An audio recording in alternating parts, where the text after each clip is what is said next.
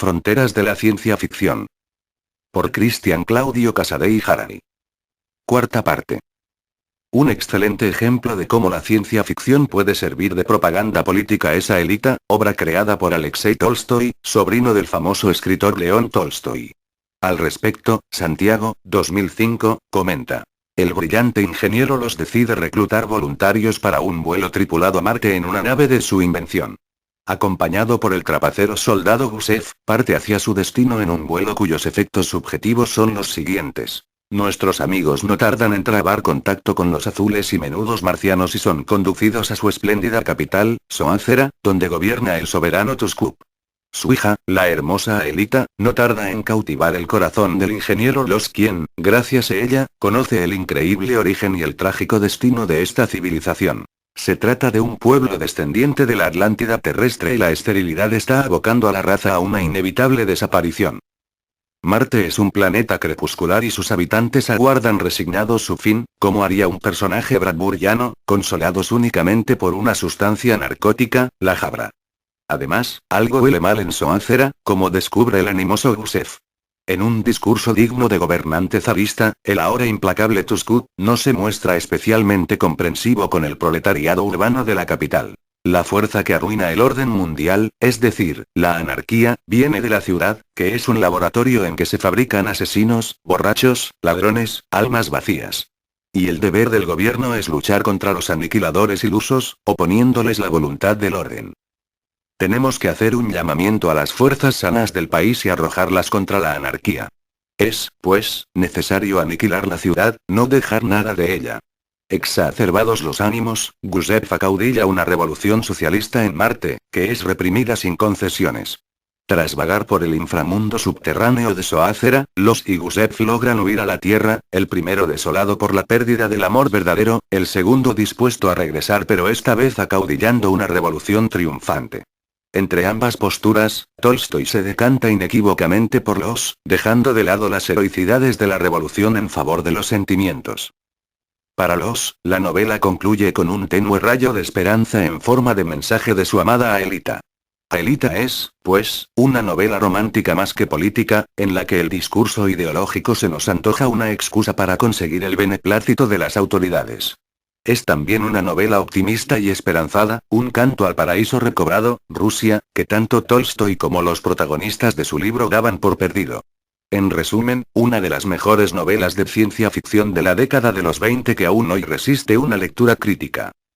En muchos seguidores de la ciencia ficción, el conocer obras del estilo de Aelita puede dar lugar a dos reacciones. Un amor incondicional por el género, o bien producir sonrisas antecesoras de un gran bostezo. Obviamente en la actualidad, Aelita, como muchas otras tantas obras, ha dejado de pertenecer a esa cultura de masas que fue en su principio, o propaganda política si se quiere. El paso del tiempo, de alguna extraña manera, logra expiar culpas y pecados, y ese tipo de obra se convierte en un clásico, o en un objeto de culto por parte de los interesados en el tema. Esto mismo ocurre no solo en la ciencia ficción sino también en otras ramas de la literatura y de la cultura en general. En el caso del cine el fenómeno es todavía más extremo. Películas en su momento prohibidas o simplemente consideradas como pésimas por la crítica o el público, son material de colección en la actualidad. Los fanáticos han rescatado de las sombras del olvido antiguas rarezas, que en opinión de algunos, no tendrían cabida en ninguna biblioteca o archivo. Esto se repite en otros medios artísticos. Lo que sucede es que en el cine esa práctica es mucho más notoria en la actualidad, posiblemente ayudada por los medios que permiten compartir ese tipo de formatos en Internet.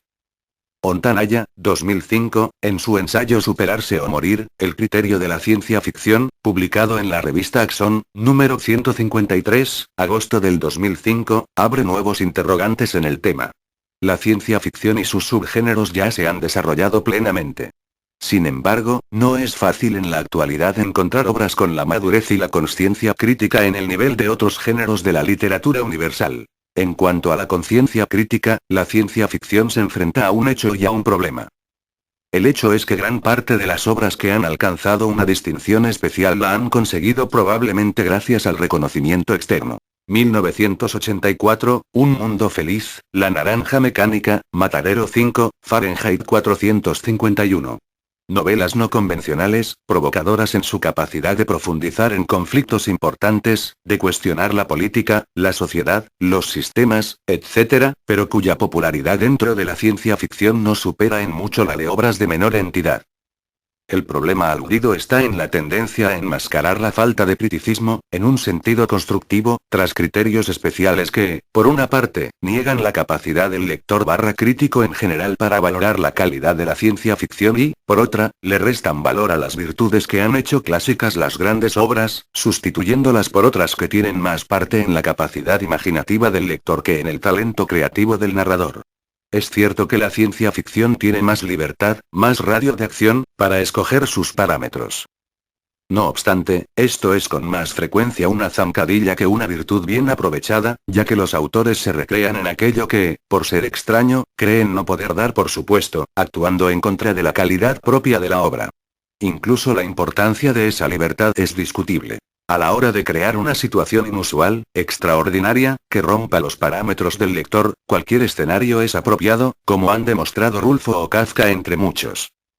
Con la ciencia ficción se pueden incluir novedades que añaden una panoplia extra de recursos y situaciones conflictivas, pero es indudable que estos también se pueden hallar sin entrar en la especulación. Con lo cual, la ciencia ficción es en potencia más variada, pero no necesariamente más, ni menos, profunda en un sentido humano que, por ejemplo, la historia de un americano enamorado de una enfermera inglesa durante la Primera Guerra Mundial, Adiós a las armas, o la de un esquizofrénico en una familia cuya normalidad es solo una fachada, Confesiones de un artista de mierda. El análisis de Ontanaya, además de ser actual, es por lo demás acertado. El problema reside, como bien lo explica el autor, en que la ciencia ficción no ha sido comprendida como una literatura de reflexión, sino como un simple producto de consumo y a la vez de evasión de la realidad, de la insoportable cotidianeidad, de los límites de la vida común. Lo mismo trasciende las fronteras de la literatura y se transfiere con mucha más facilidad al género audiovisual, al cine, en donde las películas creadas simplemente como un despliegue pirotécnico de efectos especiales no aportan nada en especial más que el espectáculo a los ojos, a la tiranía de la mirada. Puro entretenimiento, al estilo del circo romano. El desafío consiste en hacer a la ciencia ficción mucho más comprometida, más trascendente, liberándola de las cadenas propias de su concepción originaria. Una de las maneras de escapar a esas cadenas es justamente escudarse dentro de las ucronías, romper con lo establecido históricamente y construir una realidad paralela en nombre de la fantasía, de lo posible que nunca ha acontecido.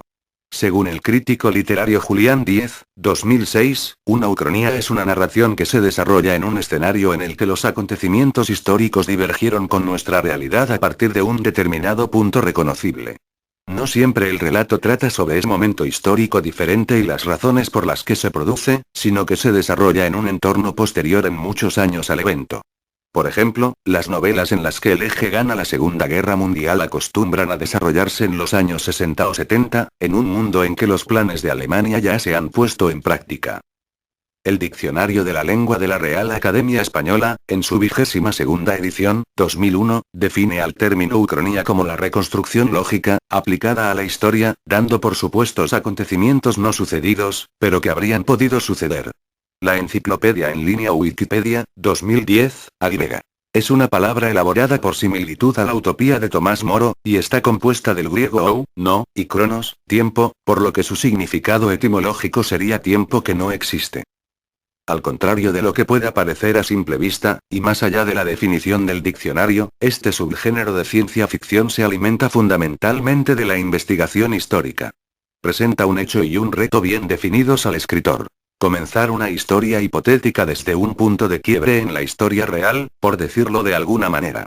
La literatura ha dado numerosos ejemplos de ucronías, algunas más elaboradas y con mejor suerte que otras.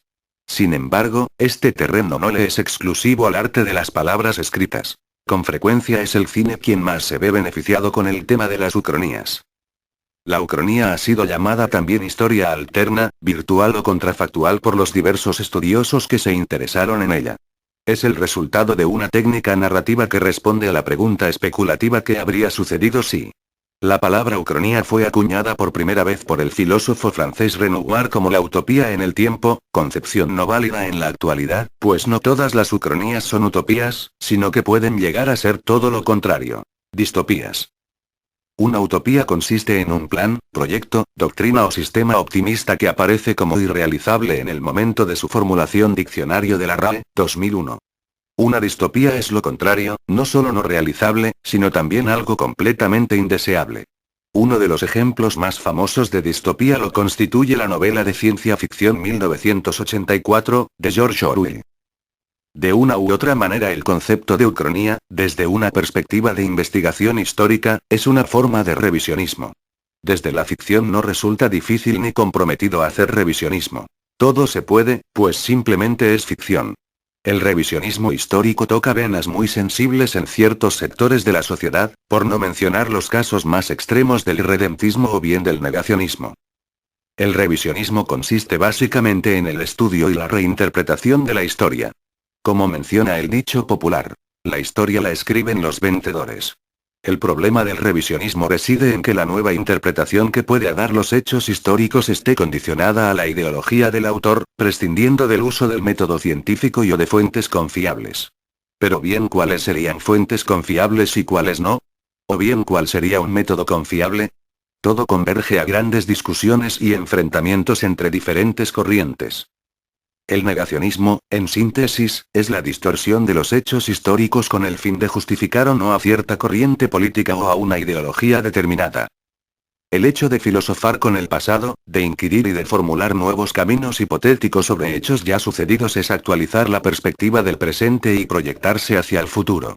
A pesar de haber traspasado la barrera del año 2000 hace una década, todavía el estudiar la historia desde un punto de vista no tradicional, o dicho de otra manera, desde una mirada políticamente incorrecta sigue siendo un tabú en el mundo de hoy. Y eso se castiga. La pretendida libertad de expresión no es tal, pues si bien en ciertos países los escritores son capaces de dar a conocer sus ideas, es posible que sea la sociedad la que persiga a los autores de semejantes herejías. De todas formas, hasta el escribir ficción implica cierta responsabilidad. No siempre funciona el campo de fuerza protector.